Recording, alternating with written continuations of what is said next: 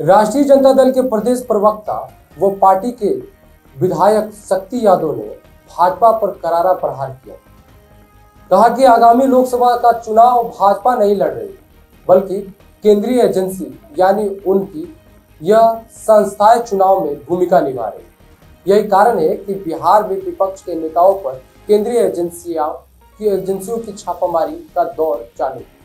वहीं बिहार दौरे पर आए केंद्रीय गृह मंत्री अमित शाह पर भी हमला करते हुए कहा कि अमित शाह ने अपने भाषण के दौरान कहा कि उल्टा लटका देंगे, तो क्या वो बिहारी को उल्टा लटका देंगे? यह बिहार की जनता बर्दाश्त नहीं करेगी और आने वाले चुनाव में बिहार की जनता उन्हें जवाब देगी। साथ ही कहा कि भारतीय जनता पार्टी में शामिल होने वाले तमाम भ्रष्टाचारी नेता हो या सहयोगी दल जब उनके साथ आ जाते हैं तो उनकी भ्रष्टाचार भूल जाते हैं।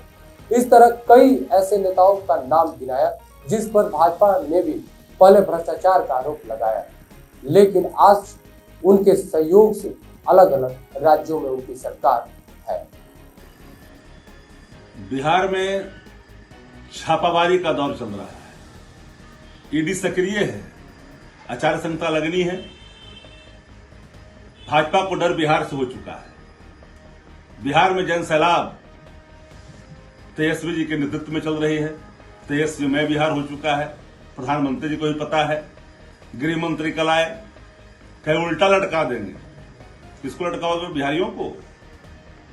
बिहारी माकूल जवाब देना जानता है, कड़ा जवाब देगा। ऐसा उल्टा लटकाएगा भाजपा के लोगों को कि फिर दोबारा ये बात कहने की साहस नहीं जुटा पाएंगे भाजपा के लोग।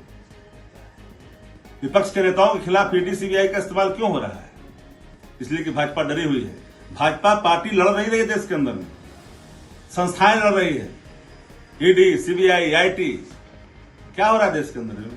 जितने भ्रष्टाचारी की आप चर्चा करते थे, शुभेंदु अधिकारी, मुकुल राय से लेकर के अजित पवार तक की चर्चा करो, हेमंत बिस्वा शर्मा जो मुख्यमंत्री बने हुए असम के, क्या क्या आपने कहा, फिर पार्टी में मिल गए, सारे भ्रष्टाचार समाप्त हो गए।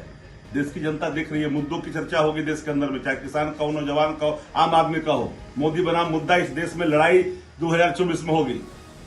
मोदी हारता हुआ दिख रहे हैं, भाजपा डरी हुई है। तो विपक्ष के नेताओं के खिलाफ सीबीआई, ईडी का इस्तेमाल हो रहा है। करिए, लेकिन जो राह आपने अख्तियार किया है, अब तो हद हो गया ना देश के अंदर में कि जो न्यायिक संस्थाएं बैठे लोग हैं वो हमें रिजाइन करके भाजपा ज्वाइन कर रहे हैं। कहां जाएगा देश? क्या होगा कार्यपालिका, विधानपालिका का, न्यायपालिका का?